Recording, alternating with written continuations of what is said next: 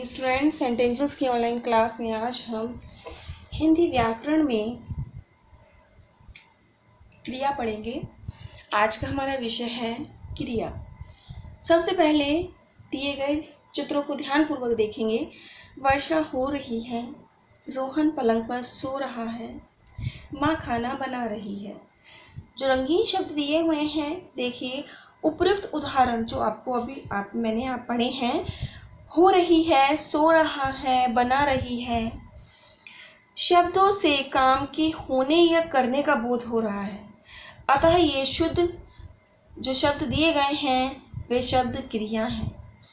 इस प्रकार हम कह सकते हैं कि जिन शब्दों से किसी कार्य के होने या करने का पता चलता है उन्हें क्रिया कहते हैं। जैसे हंसना, दौड़ना, खाना, पीना आदि। एक स्वाभाविक पहचान भी आप कर सकते हैं जिसमें न आता है, जैसे खाना, पीना, सोना, हंसना, रोना, लिखना, पढ़ना। इस तरह के शब्द आते हैं, वे क्रिया के अंतर्गत आते हैं। जैसे कुछ उदाहरण दिए गए हैं, देखिए हीरा मोती कांजी हाउस से निकल भागे। तो निकल अर्थात निकलना, तो निकल भागे। बढ़ई ने लकड़ी से अद्भुत चीज बनाई। आकाश में पतंगे उड़ रही थीं। बादल को देखकर मोर पंख फैलाता है, मोर अपने पंख फैलाता है। तो यहाँ निकल भागे, बनाई, उड़ रही थी, फैलाता है, ये सब क्या है? हमारे क्रिया शब्द। धातु, क्रिया का मूल रूप धातु कहलाता है। जो क्रिया का मूल रूप होता है उसको हम धातु कहते हैं। जैसे उठ, गा, चल, रो, दौड़ आदि।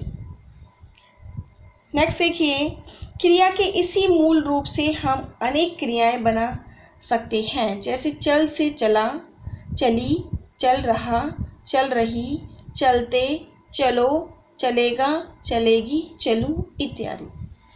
तो एक धातु से हमने कई प्रकार के शब्द बनाए जो क्रिया के ही अंतर्गत आते हैं। क्रिया का सामान्य रूप जो होता है वो भी समझिए। क्रिया के मूल रूप में न प्रत्यय जोड़कर हम क्रिया का सामान्य रूप बनाते हैं।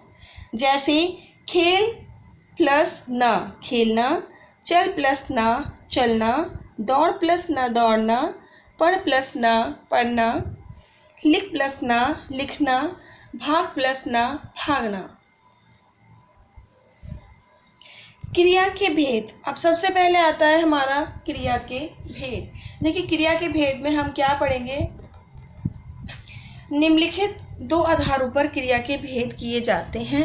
नंबर 1 कर्म के आधार पर, नंबर 2 प्रयोग के आधार पर। कर्म के आधार पर और प्रयोग के आधार पर। सबसे पहले आता है हमारा कर्म के आधार पर।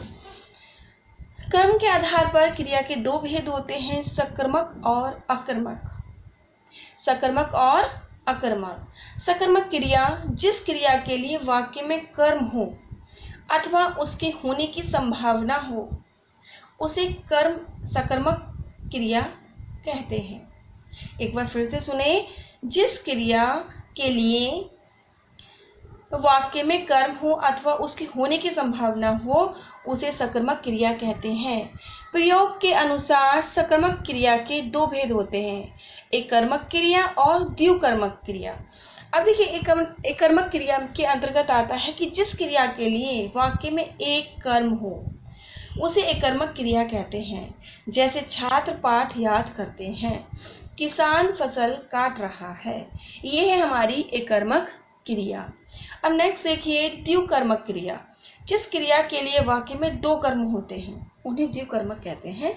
जैसे ध्यातव्य है कि द्विकर्मक क्रिया वाले वाक्य में प्राय एक कर्म सजीव विभक्ति युक्त और दूसरा कर्म निर्जीव विभक्ति रहित होता है। जैसे शिक्षक छात्रों को पाठ पढ़ा रहे हैं, शिक्षक छात्रों को पाठ पढ़ा रहे हैं, किसान ने अपने पुत्रों को लकड़ी लाने को कहा। तो यहाँ पर इसकी परिभाषा एक बार और ध्यान से पढ़ेंगे कि जिस क्रिया के लिए वाक्य में दो कर्म आए उन्हें द्विकर्मक कहते हैं। ध्यातव्य के है कि द्विकर्मक क्रिया वाले वाक्य में प्राय एक कर्म सजीव विभक्ति युक्त और दूसरा कर्म निर्जीव विभक्ति रहित होता है। जैसे छात्रों को पाठ पढ़ा रहे हैं कौन? शिक्षक। किसान ने अपने पुत्रों को लकड़ी लाने को कहा। नेक्स्ट आता है हमारा अकर्मक, जिस क्रिया के लिए वाक्य में कर्म ना हो, जिस क्रिया के लिए वाक्य में कर्म ना हो और होने की संभावना भी ना हो, उसे अकर्मक क्रिया कहते हैं। जैसे पुजारी जी नहा रहे हैं, बूढ़ा खांसता है। ये है हमारे क्या? अकर्मक क्रिया के उदाहरण। अकर्मक क्रिया के उदाहरण। और सकर्मक क्रिया में किस तरह के उदाहरण आते हैं? जैसे बच्चे पतंग उड़ा रहे हैं। बच्चे क्या उड़ा रहे हैं? पतंग उड़ा रहे हैं। अकर्मक क्रिया के अंतर्गत हमने क्या जाना कि पुजारी जी नहा रहे हैं, बूढ़ा खांसता है। तो इस प्रकार आगे देखिए सकर्मक और अकर्मक क्रिया की पहचान क्या होती है। सकर्मक या अकर्मक के रूप में जिस क्रिया की पहचान करनी हो उसे एक छोटे वाक्य में प्रयोग कर उसमें क्या और किसे का उत्तर ढूंढा जाए। यदि इन दोनों में से किसी का उत्तर मिलने की संभावना हो तो उसे सकर्मक कहते हैं। जैसा अभी हमने आपको बताया कि बच्चे पतंग उड़ा रहे हैं, तो बच्चे क्या उड़ा रहे हैं? पतंग उड़ा रहे हैं। तो ये होता है हमारा सकर्मक क्रिया के अंतर्गत।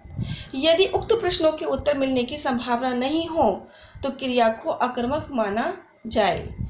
हमने क्या बताया? जैसे क्या किसे प्रयोग करें और उसे क्या और किसे का उत्तर ढूंढें तो उसे अकर्मक माना जाता है। उदाहरण के लिए लिखना और सोना क्रियाओं का प्रयोग किया जाता है कि लिखना और सोना क्रियाओं का प्रयोग किया जाता है। क्या सो रही है? तो हमारा नहीं मिलता है, इसमें उत्तर हमें नहीं मिलता है, तो ये हमारी अकर्मक क्रिया है।